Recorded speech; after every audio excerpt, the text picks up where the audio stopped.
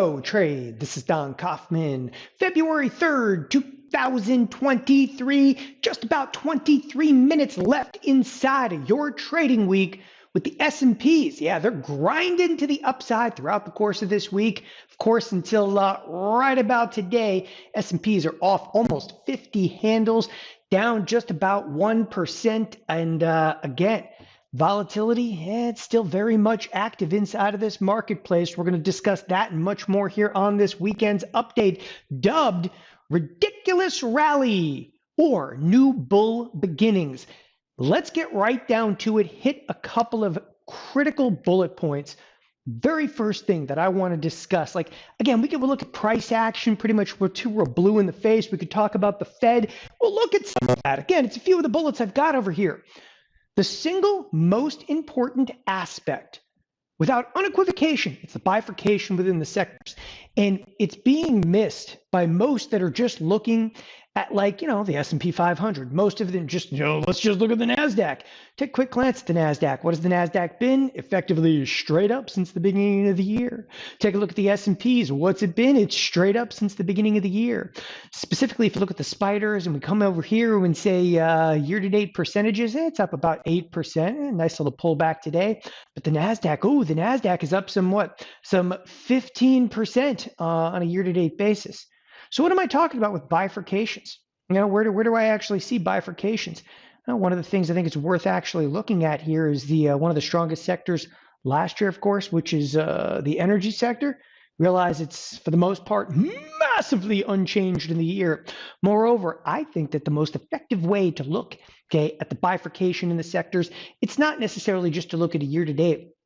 Still too early in the year. What I want you to see in terms of bifurcations, things like, for example, advanced decline line.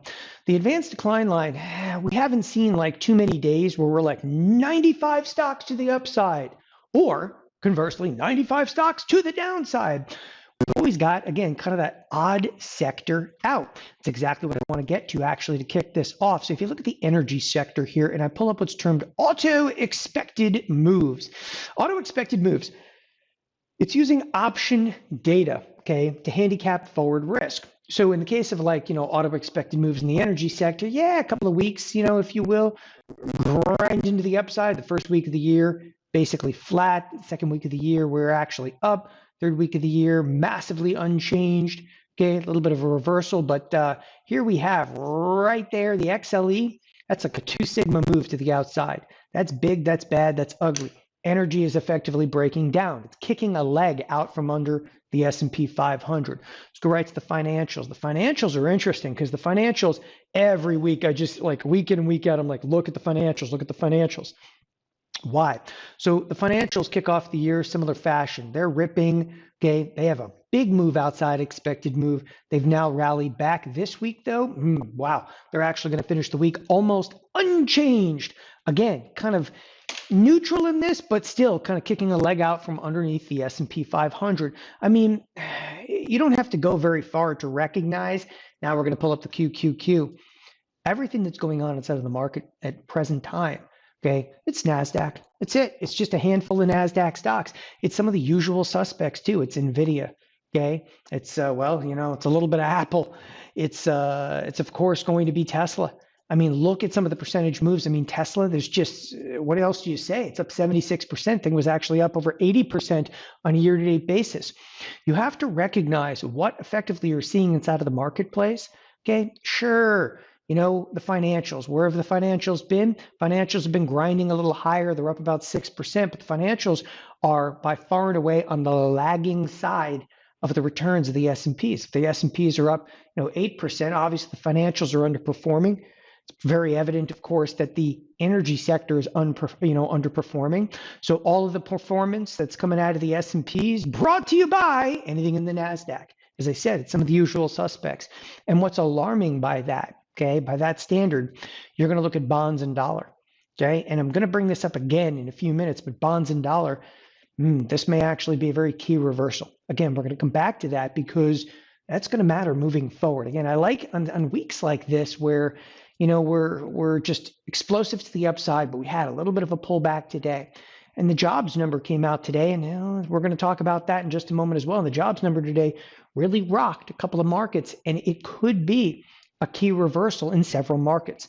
All right, before I get there, though, so we have some big bifurcation in sectors. We realize that for the most part, the only thing that's really driving the marketplace to the upside is this, some of the usual suspects, okay, mega market cap and so forth. Those mega market cap stocks got beaten up last year unequivocally. We know that. Okay. The next thing we got to talk about before we go any further here is, of course, the Fed. The Fed saw its shadow. I know it's not Groundhog's Day. Groundhog's Day was yesterday, but winter is clearly still here. The thing that bothers me more than anything about the Fed is, again, people thought that the Fed kind of what I termed doved out. I didn't really hear that. I mean, I thought the Fed was still fairly aggressive with statements, okay? But the interesting thing at this point, when the Fed spoke, they're going to still come in here and yada, yada, yada. They're still going to raise interest rates. But now, okay, with today's jobs number, the jobs number was absolutely on fire. If you missed it, it's 517,000 jobs added. I know a lot of people are sitting there and they're like, there's no way they could have added that many jobs. There's just not that many people. My belief, people dropped out of the workforce and they're coming back. Okay, that's my belief. Nevertheless, every single day you hear about this firm's firing, that firm's firing. Okay. Meanwhile, the firms that are firing are also the firms, okay, that are carrying markets. More specifically, you want to look at stuff like Amazon. That's carrying a lot of the marketplace, right? You want to look at Google. That's carrying. When I say carrying, these are the stocks that are actually carrying the S&Ps higher. They're the ones actually doing the firings, yet the jobs number is spectacular. Go figure, right? So it's a little bit of a catch-22. Anyway, as I said, the Fed saw its shadow. We're going to continue to raise interest rates to some extent. I don't think that there's anything in that statement that the Fed saw its own shadow or that they're going to continue to raise interest rates. I don't think that has any bearing right now on the near term of this market. I just do not believe. I think that we're going to be very data dependent. Okay, there's no question about that. But, any statement out of the Fed, neither here nor there at this point. Move along. As I said, jobs numbers on fire. Good number came out of the jobs today. Not just good, spectacular. The marketplace initially reacted very negatively. Okay, so it was, good number, was bad for the marketplace. Then we actually turned tail and actually rallied pretty huge. Where are we right now? We're actually facing some of the session lows here. It created a pretty tremendous amount of volatility this morning, no question about it. That's what I was starting with. This volatility is very much still alive. It's been, very one-sided for the most part. If you take a look at the present position we're in, people talk about the rally, and the rally started down here at, 3,800. No, it didn't. The rally actually broke from this 39.31, which is one of our gravity points. From the 39.31, we exploded just shy of the 42.11. I believe that the high over here happened to be 42.08. We missed it by 3 points. Come on, you got to give me that one, because I was talking about it incessantly on last week's video. The 42.11, there's certain things you just got to kind of check boxes. I'm pretty sure we just checked that box over there. It doesn't mean we're going to go straight down, but I think it's fairly critical that we're actually hitting levels, right? We're hitting specific levels that we've hit before. Now, okay, one of the areas that we just got to cover for a moment over here, it's not so much about jobs numbers on fire, push it aside, whatever. It's just a catalyst, right? It's not so much about the Fed saw its own shadow. Punxsutawney Phil has something in common with Jerome Powell. Yeah, push it all aside. It's for nothing. Here's the critical point. So you have these bifurcation in the sectors, but the sector that's been driving this has been clearly the Nasdaq. We've already mentioned that. But the bonds and the dollar, okay, they've just seen reversals today.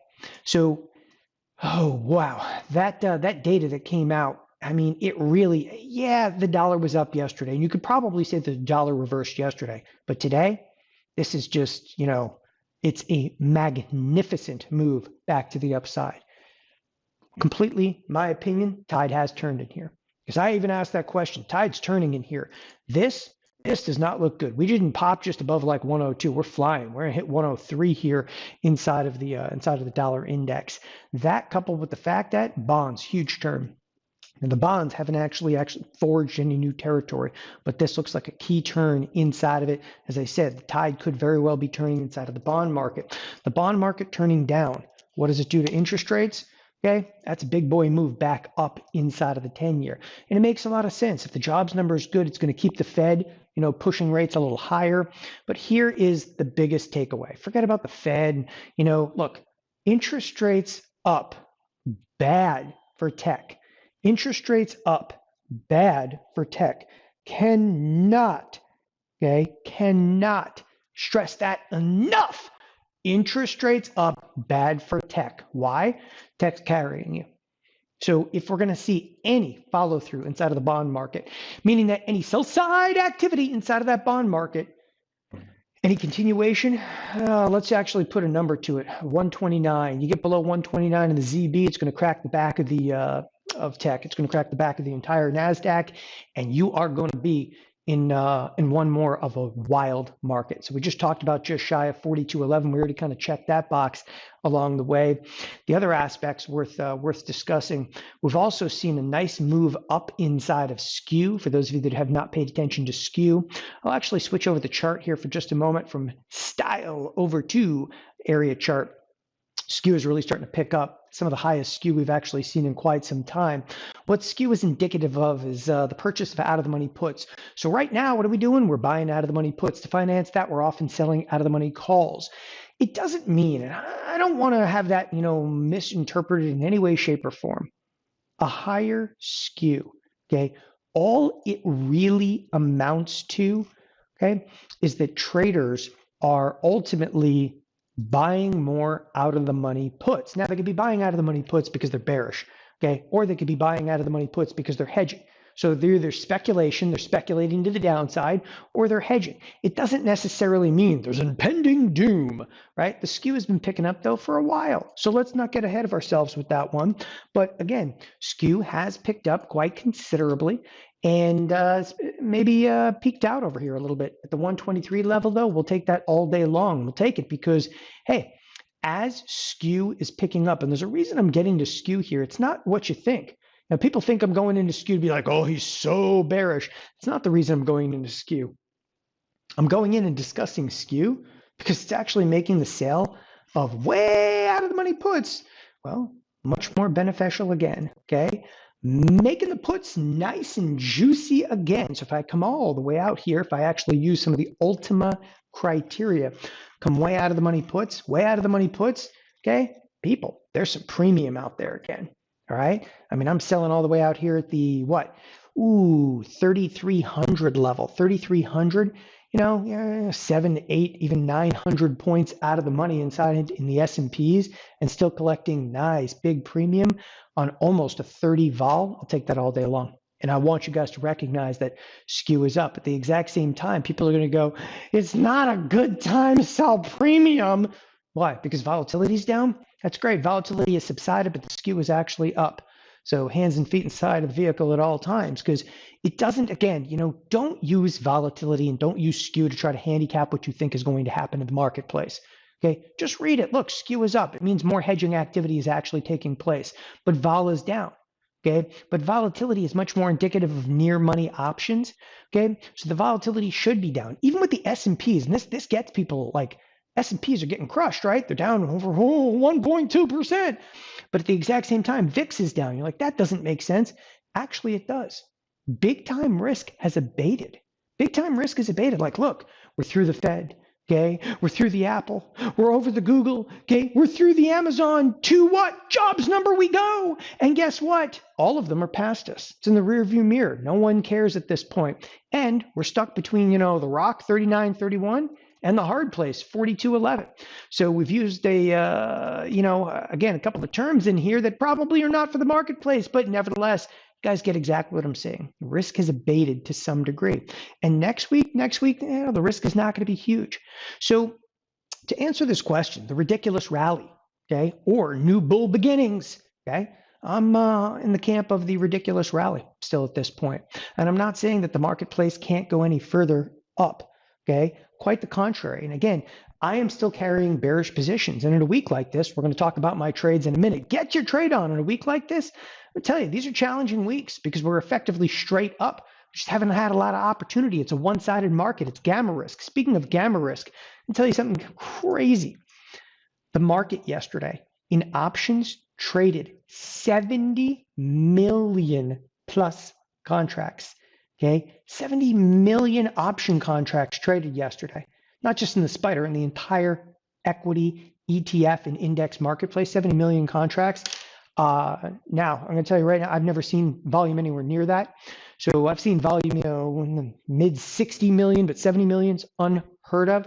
I do believe we have a one-day record for that. And yet, right after that seems this huge reversal. We are seeing, tremendous amounts of gamma squeezes, both to the upside and very well could be to the downside. So keep that in mind. As I was saying, this idea of this ridiculous rally or new bull beginnings, a lot of that, questioning, it's all predicated on, look, you need more sectors to play to the upside at this point, and they're not. Okay, you need more sectors to play to the upside, and they're simply not. When you start looking at stuff like financials, and financials, as I said, to me, this is a pivotal sector. They're going to end the week almost completely unchanged. They're not participating in any rally. Okay, you look at something like the energy sector. The energy sector, 2 deviation move to the outside. That's not participating in any rally. Okay. All you're effectively doing right now is just seeing some of the usual suspects like a Tesla try to kind of prop things up a little bit, and they will for a time being. But the one thing, the biggest takeaway from this, you got to know that if those interest rates start to creep back up, they're going to start to sell tech. It's going to start to drive a little fear into the heart of the marketplace again. All right, switching gears completely. Get your trade on. This week's profits and losses, as we do each and every week. Well, told you a moment ago, I wasn't wildly active throughout the course of this week, and that's unusual for me, especially in a week that I just said 70 million option contracts have traded. Okay, but there's an issue, and I actually want to get to the issue before what I did. The markets are effectively throughout the course of the week straight up. Yeah, there's a little bit of a pullback today, but what are we doing? We're just pulling back to where we were yesterday. Nevertheless, when the markets are straight up, all I'm typically doing is, all right, I'm buying back short puts. So imagine, that I have sold puts out here. What am I doing? I'm buying them back, and I'm buying back for gains. And I bought back a bunch of puts this week for 50% gains. On top of that, what am I doing? Not much. Okay, why? Completely one-sided trade. One-sided trade is painful. And this is where a lot of newer traders look at this and they go, you just got to hop on the bandwagon. Look, there's a lot of reasons right now that you can get bullish in the marketplace, and that's fine. Okay, and that's very short duration. But for me, I'm out here. I'm trying to establish more positions, sell some premium. Okay, I wanted us to tag that 42.11. I would have sold some out of the money calls over here. We didn't do it, but we're very one-sided trade. And very one-sided trade, makes it very formidable, because you kind of feel like when it's one-sided trade like this, you're like, I've already missed the best portions of the rally. It's at least the way I feel.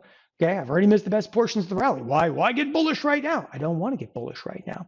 I want to let this thing rally up, sell some more out of the money premium, eventually either pause or have a little bit of a pullback, and it's a party, right?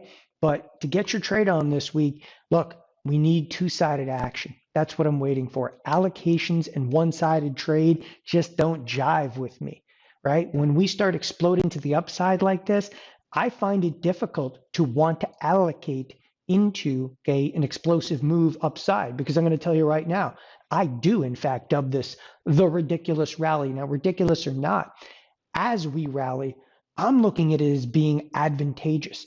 I do actually want to short into it. I do want to bear up, but we're not at the levels yet at that 42.11 that I think is so imperative for me to want to re-up some more allocations. That's it for Get Your Trade On this week. I told you it's going to be short. It's going to be sweet. Cover puts into the rally, and wait for the cavalry to hit 42.11. We hit it. You're going to see me start to allocate again.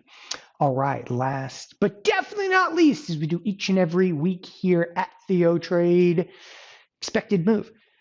What did we do this week? Well, we hit the upper edge of the expected move. What have we done since then? Pulled back, which is really cool, because throughout the course of both Thursday, this is Thursday's trade, and of course Friday, we were literally riding the upper edge of the expected move. Sounds like, Groundhog's Day from last week, because it's the exact trade I talked about last week on both Thursday and Friday. We were riding the upper edge of the expected move last week.